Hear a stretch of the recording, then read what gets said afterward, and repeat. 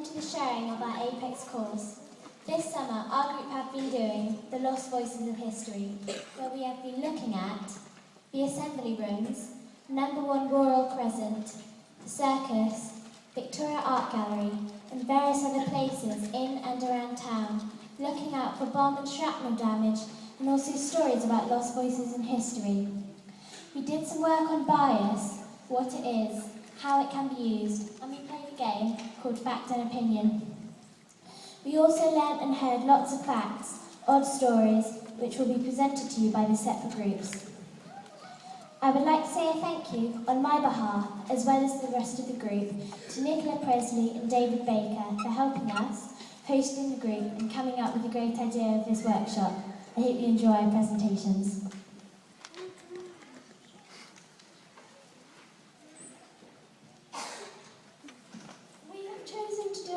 With a rich lady living in Bath and one of her servants. History is often biased because it doesn't always tell the stories of the poorer people. Therefore, by telling the story of the servant, we are finding a lost voice of history. Hello and welcome to the Lost Voices of History. Today I will be interviewing a Georgian lady and one of her servants. My first guest is Lady Florence. So what is it like having the servants running around after you? I own Number 1 Royal Crescent. We come down to Bath most winters and take some servants with us, so we have cooks and chambermaids. It makes it feel more like home. All the servants are lazy. They never do their jobs properly. For example, the other day I asked my maid to get my bath ready. She then went off and prepared a shallow, cold puddle. When I ask the maid to do anything, it's never done well. And the house is never clean, always dusty. Thank you, Florence. My next guest is Martha, a maid. So what is it like being a Georgian servant? I'm quite new to the house and this is my first job as a maid. I'm 11 years old and I get bossed round by my mistress and the housekeeper. When I try my best to do a job well, my mistress always finds a fault and I get punished. She always says we are all lazy, but when was the last time she cooked dinner or prepared a bath for herself? She'd have a shock if she had to do all the work. I wish I could sleep in her comfortable bed instead of on the cold, hard floorboards outside her fancy bed chamber in case she needs her pillows pumping again. Thank you, Martha. Thank you for watching.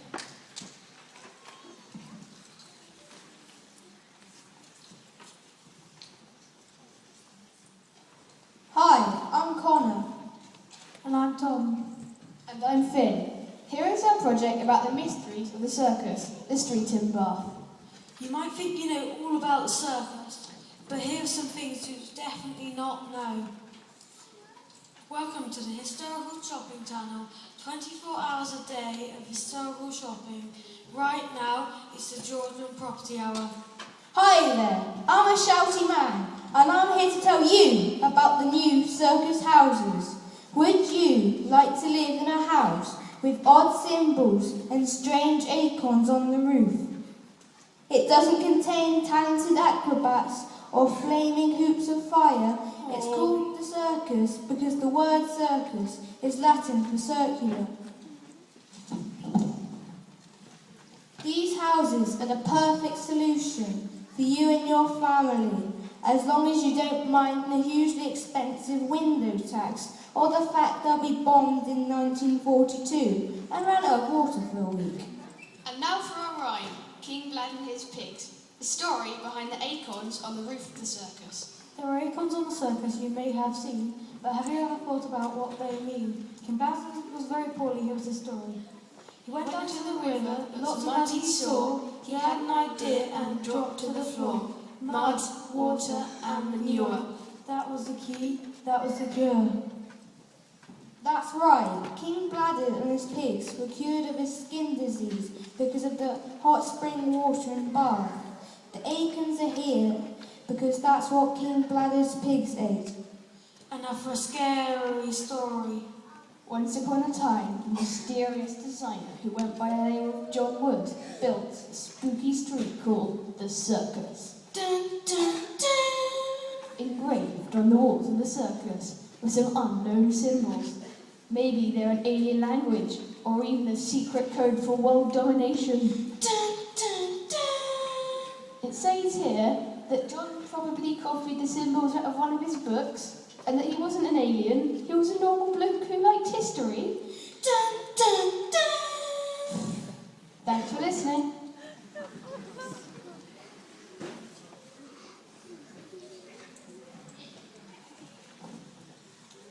In Lost Voices of History, we have been learning about the history that we see every day, but we don't notice.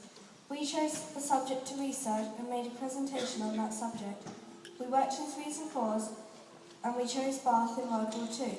We chose this subject because we thought it would be interesting, and not many people know the real story. We wanted to know more about what happened. Hello, and welcome to the Apex News at When, 1939 to 1945, World War II. Over to you, Molly. Most of you don't know about the bombing of the Royal Crescent, but here is the evidence. In 1942, the Royal Crescent was bombed by the Germans. Only one bomb fell on the Royal Crescent, but it gave a big impact. Half the road was destroyed, and number 17 was in ruins. One other house on that road was burnt down. A big crater is left in the middle of the road from where the bomb fell. Number 1 Royal Crescent was not damaged. Over to you, Rhiannon. Hello, and I'm standing outside the assembly rooms in Bath, and there's a lovely smell of cooking spam coming from inside. I'll tell you a story about it. For the rationing of Britain, the assembly rooms were chosen to store the tin spam. When a German bomber dropped bombs in Bath, the assembly rooms got hit. The whole building came alive, and under the floorboards was the spam. The fire made so much heat the spam got warm until it was so hot it began to cook. But as it began to cook, the people were watching the building burn. The smell of spam got stronger until it came through the floorboards into the air and went up the noses of every person watching the flames. What was their decision? Would they wander into the flames, or were they able to resist? Nobody knows. Now on to Tegan telling them the story about a person in the Blitz. In April 1942, I lived in Alford Park, Bath. I had a baby 60 months old called Chris.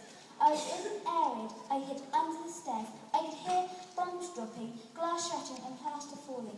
The noise woke up Chris. After 2 hours, the bombs stopped falling. We went out very carefully. Moorland Road was a mess. The post office was badly damaged and there were groceries on the street. Many houses were down and rescuers were digging people out. Back to you, Miranda. This is Miranda Temple-Smith reporting for Apex News. Thank you and good night.